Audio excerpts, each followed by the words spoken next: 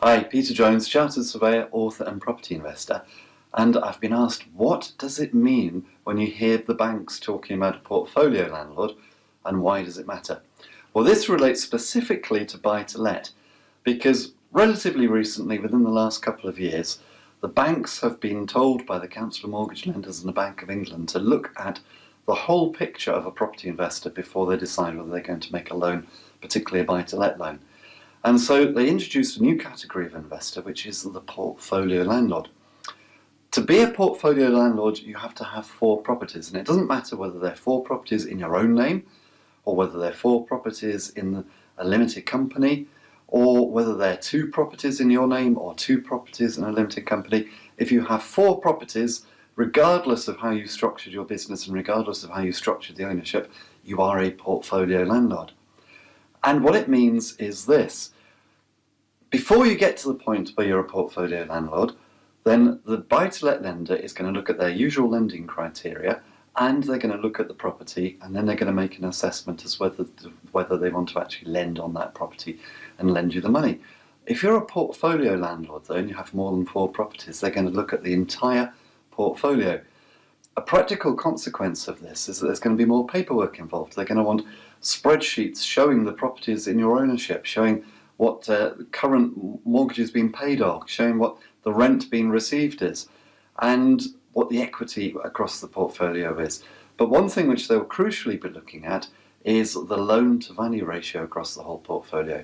Now, it doesn't necessarily follow that you've got to have a 75% loan to value or else they're not going to lend to you. Some banks will accept a slightly higher loan to value figure, some may want less. And this is one of the reasons why you need to have a good broker, because a good broker will be able to match you to the right lender in order to get the right amount of finance and to be able to take into all of your circumstances, including how the overall portfolio looks.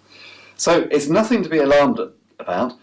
I suppose a quick summary is that once you go past 4, the banks are just checking to make sure they're sort of stress testing your whole portfolio before they lend to you. But if you're buying sensible properties and you're doing your normal due diligence, it shouldn't make any difference at all, other than the fact there may just be a little bit more paperwork, and your mortgage broker may be asking you for just a little bit more information around the portfolio as a whole and not just the property you're lending on. But it's just one of these things which we have to deal with in business. To be honest, it's not really a big deal, although I think sometimes people get a little bit worried about it. Nothing to worry about. It's just one of those things that is out there, but it doesn't really make that much difference, to be honest. Well, I hope you found that informative and inspirational. And if you want help in property, please do come over to my website, www.thepropertyteacher.co.uk. Loads of great resources there, including my blog. There's loads of free videos, loads of great articles. There's free reports to download, including Learning with Peter, where you'll be able to access resources like my video courses, like my ebooks, including my home study course, the Successful Property Investors Strategy Workshop, which I've literally sold thousands of copies of, which takes you through how I started in property, literally with none of my own money, but how I was able to build a portfolio of £2 million worth of property in just 4 years. I'll show you everything that I did right so that you can do the same, and I'll show you everything that I did wrong. I'll tell you about all of my mistakes so that you can avoid them, so that you can progress in property far more quickly than me. Until next time, here's to successful property investing.